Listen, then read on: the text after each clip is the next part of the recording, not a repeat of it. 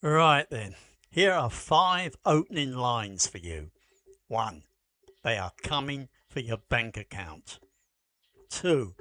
Immigration is deporting everyone over 50. 3. The party is over, lads. 4. Thailand has declared war on the expat. And 5. 5 makes me want to throw my flip-flop at the television. Besides, by the end of this video, you may see the Thais in a completely different way. Not because they are plotting against you, God knows they have more patience than I do, but because they might just be the only calm people left in this digital storm of nonsense. So, good morning, good afternoon, or good evening. I'm sitting here in rural Isaan. It is 37 degrees in the shade. The neighbour's rooster has been screaming for 4 hours and my iced coffee has turned into warm milk. However, according to the internet, I should be packing my bags because the Thai government has apparently declared World War III on every foreigner from Pattaya to Pai. Now, take a breath. Put down the suitcase and for the love of all that is holy, stop watching those channels that make their living off your fear. Bloody hell. Even the lizards are jumpy today. Here is a question I want you to hold in your head for the next 10 minutes. If Thailand is truly at war with us, why did they just invent a visa that lets digital nomads stay for 5 years? Think about that. I will come back to it. Now, for the hook and the myth. You have seen the headlines. I know you have. Massive crackdown, foreign businesses shut down overnight, SIM cards banned. It is everywhere. Besides, if you are a normal bloke who worked 40 years in a factory in Manchester or Melbourne, you just want to sit by a pool with a cheap singer, those headlines are terrifying. Now look, I have empathy. Genuinely. Moving here is stressful. Enough without feeling like a rug is being pulled out from under you. The visa runs, the 90-day reports, trying to explain to your bank why you bought 400 baht worth of garlic and fermented fish. It is a lot. However, here is the truth, and it is the only thing you need to remember today. Thailand is not at war with you. You are not the target. You are collateral noise in a massive historic national housekeeping effort. They are cleaning up their financial systems. They are fighting global cyber syndicates. Besides, they are desperately trying to join the ranks of actual developed nations, the kind where you cannot pay for a visa with a paper bag full of cash anymore. The war is against criminals. You just happen to be standing on the battlefield wearing flip-flops. Now, debunking the 3 crackdowns. Let us go through the big 3 panic points. Because I am tired of hearing my friends whinge about this over their morning congee. Number 1, the corporate nominee myth. Clickbait says they are coming for every foreign business. No more companies. The DBD is the devil. Reality. Settle down.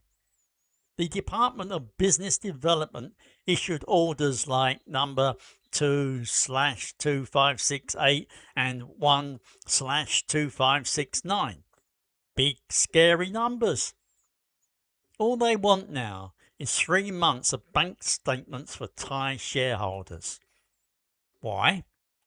Because for 20 years certain unsavoury characters, the triad types, the shadow economy boys in the tourist hubs, have been using poor Thai villagers as nominees.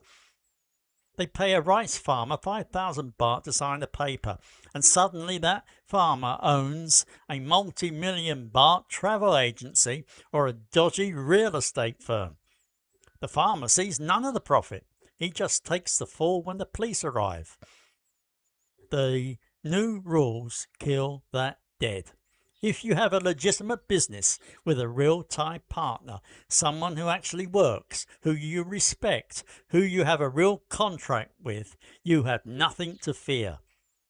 If your business partner is a 70-year-old grandmother who does not know she owns a bar, then yes, you should be worried, and frankly, you should be ashamed. Number 2, the SIM and banking myth. Clickbait says they want to track our every move. Big Brother is watching us buy somtam. Reality, oh for heaven's sake. Nobody in the Thai government cares that you sent 50 baht to your wife's cousin for a lottery ticket. Here is what is actually happening. Southeast Asia is currently fighting a war, a real bloody ugly war against multi-billion-dollar border scam networks. You know the ones, the compounds in Myanmar, Cambodia and Laos, where poor people are trafficked and forced to run pig butchering scams. These operations need 2 things: SIM cards and bank accounts. So when the government limits you to 3 SIM cards per passport, that is not to stop you. That is to stop the middleman who buys 500 SIM cards from market stall to fuel a fraud centre. When they demand biometric face scans for a bank account, that is to choke off the mule accounts used by human traffickers. Yes, it is annoying. Yes, I hate having to take off my reading glasses to look into the camera. However, I hate the idea of some poor kid being held against his will in a scam centre more than I hate my own inconvenience. Grumpy, not heartless. Number 3, the visa myth. Clickbait says they are kicking all the expats out. The borders are closing. Reality, this is where I actually laugh aloud. Loud enough to wake the dog. They are closing loopholes. That is it. The people who have been living on back-to-back education visas for learning Thai when they cannot even order a beer. The people working illegally as tour guides or hairdressers. Yes, those people are having a hard time. Besides, they are shouting the loudest on Facebook. Nevertheless, while those loopholes close, look at what has opened. The Destination Thailand visa, the DTV. Work from here for 5 years. Digital nomads, Muay Thai students, chefs. Welcome. The long-term resident visa for the wealthy, the remote workers, the pensioners with actual money. Red carpet. Thailand is not kicking expats out. Thailand is creating expats. They want the people who contribute, who pay taxes, who do not cause bar fights. They are politely showing the door to the riffraff. If that makes you nervous, well, have a think about why. Now, zooming out, the international audits. Now, this is the part nobody else talks about because it requires reading and most YouTubers cannot read past the headline. Why is all this happening now? Why the sudden rush? Are the Thai authorities just bored? No! 2 very serious, very boring sounding organisations are holding a mirror up to Thailand. What's more, Thailand hates what it sees. The FATF, Financial Action Task Force. These are the money laundering police of the world. Besides, they have been threatening to put Thailand on a grey list. Do you know what happens when a country gets grey listed? International banks stop trusting your banks. Wire transfers take weeks. Your pension suddenly is delayed. The entire financial system grinds to a halt. it would be economic suicide. So Thailand is scrambling to look clean. They are demanding source of funds, bank statements and transparency. It is not to annoy you. It is to avoid being an international financial pariah. The OECD roadmap. This is the big one. The Organization for Economic Cooperation and Development. The Club of Developed Nations. Japan, South Korea, Australia, the UK, the US. Thailand wants a seat at that table desperately. They want to be seen as modern, transparent and first world. However, to get in, you have to digitize your systems. You have to kill the paper-heavy corruption loops. You have to enforce tax transparency. That means no more paying your landlord in cash under the table. No more visa agents who magically stamp your passport without you being there. It means rules. Boring, Western-style compliance rules. Look, I left England many decades ago to get away from rules. Nevertheless, even I can see the logic. The Wild West era of expat life is fading. The days of rolling up with a backpack, a euro and a dream of teaching English without a degree, gone. And honestly, that is fine, because the new era is safer. The new era has a DTV. The new era means I do not have to worry about my bank account being used as a mule for a crime syndicate. So, do you remember the question I asked earlier? If Thailand is at war with expats, why did they just launch the friendliest long-stay visa in the region? The answer is simple.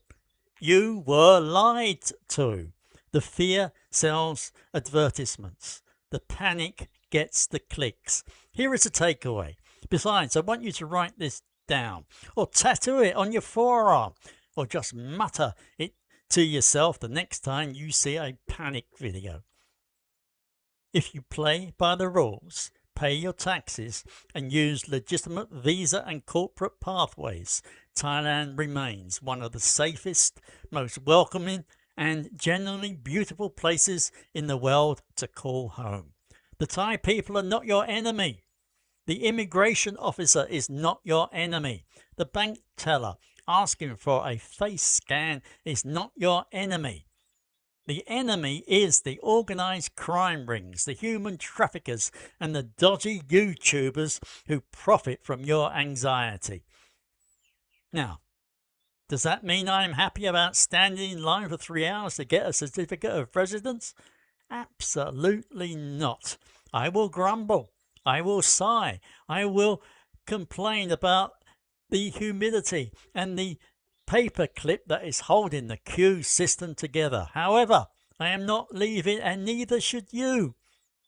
If you have made it this far without throwing your phone into a rice paddy, hit the like button. It makes the algorithm gods happy. Furthermore, subscribe if you want more grumpy, honest, no-nonsense chatter from the arse end of Isaan. On top of that, in the comments, tell me the most ridiculous Thailand is collapsing headline you have actually believed for more than 5 minutes. I need a good laugh while I wait for the gecko to apologise. Right, I am off to find a fan. Take care. Do not believe all you hear, read or see on social media. Check Thai government websites. Bye-bye.